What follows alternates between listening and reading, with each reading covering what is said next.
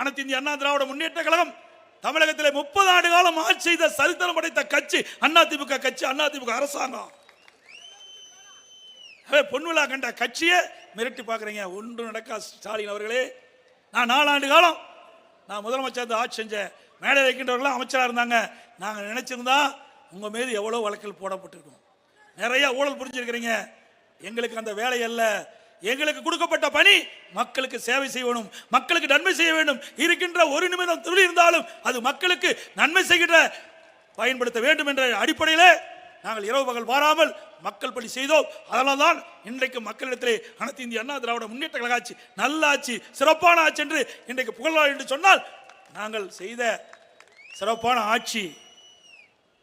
உங்களுடைய ஆட்சியை திமுக காரனே பேசுறான். எப்போ இந்த ஆட்சி போகணும், எப்போ இந்த ஆட்சி போவோம் அப்படின்னு எதிர்பார்த்துட்டு இருக்கிறாங்க திமுக காரர். நாமல்ல.